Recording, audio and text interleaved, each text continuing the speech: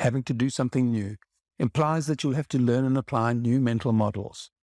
Our reality exists within mental models, and we apply them to our approach to problem identification and the design of solutions. Many of them are flawed, but we don't change them unless we get new knowledge. How do you get new knowledge? You read a book, attend a talk, listen to a podcast, go on a course, or hire a consultant. This mental model comes from Deming's system of profound knowledge, saying that you can't transform a system without profound knowledge that incorporates an appreciation for a system, knowledge of variation, theory of knowledge, and the psychology of people, society, and change. Here's another aspect of delivering on the promise: know where to gain leverage. One of the prominent elements of the theory of constraints is the idea of the laws of supply and demand, as fundamental to TOC as they are in the field of economics. On the left-hand side of this diagram are the capabilities that we have to do work. On the right-hand side is how we articulate that work. It's not about keeping them in balance. Rather, it's about saying, where's the leverage? How do you get more for less and have your people have a better time doing it? How do we bring in more order without losing sight of the vision? Order for order's sake can become tyrannical.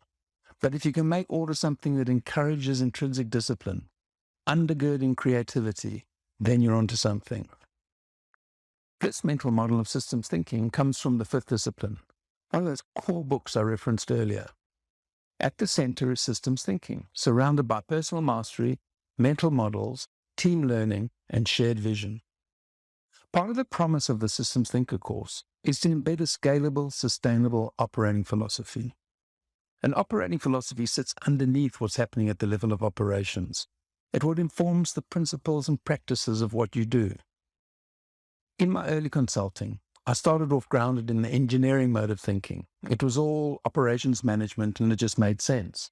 Robust reasoning, with lots of empirical evidence that it works. But it wasn't enough.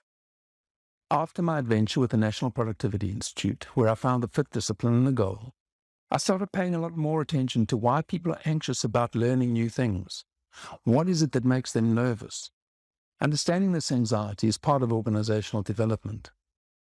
One of the causes of this anxiety is what we're scared of getting found out.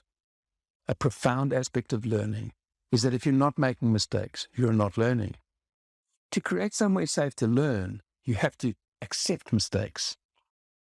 It's common for leaders to talk about failure, but much less common to create a safe environment in which to do so. Furthermore, it's not easy for people to admit ignorance and say, I don't know. It's essential in bringing systems thinking to your organization that you understand the dynamics of what promotes learning and learning organizations. Domains such as what ideas drive the structure of the accountability hierarchy? What's the geometry of power and decision-making? Gaining insight into the whole domain of org design proved to be a prerequisite of an effective operating philosophy.